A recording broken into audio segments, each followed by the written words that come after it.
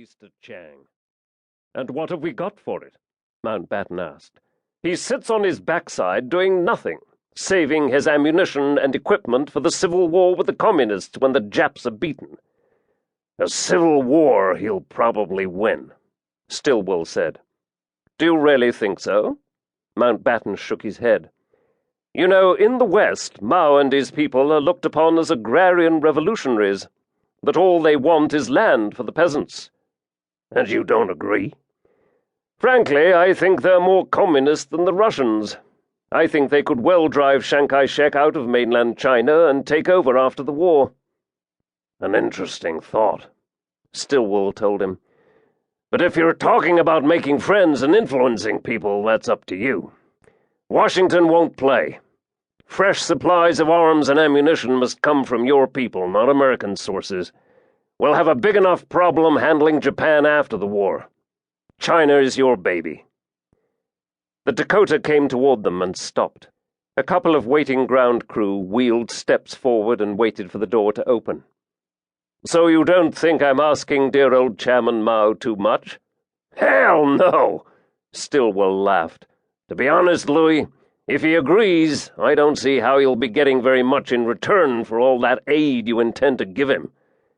Better than nothing, old sport, especially if he agrees."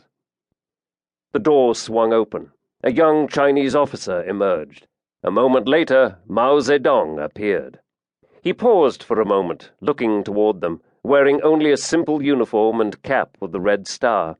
Then he started down the steps. Mao Tse-tung, chairman of the Chinese Communist Party, was at that time 51, a brilliant politician, a master of guerrilla warfare, and a soldier of genius. He was also the implacable foe of Chiang Kai-shek, and the two sides had been engaged in open warfare instead of taking on the Japanese together. In the office, he sat behind the station commander's desk, the young officer behind him. To one side of Mountbatten and Stillwell stood a British Army major. His left eye was covered by a black eye patch, and the badge in his cap was that of the Highland Light Infantry. A corporal wearing the bonnet of the same regiment stood against the wall behind him, a cardboard office file under his left arm. Stillwell said in fluent Cantonese, "I'll be happy to translate for these proceedings, Chairman Mao." Mao sat facing him, face enigmatic, then said in excellent English, an ability he seldom advertised, "General, my time is limited."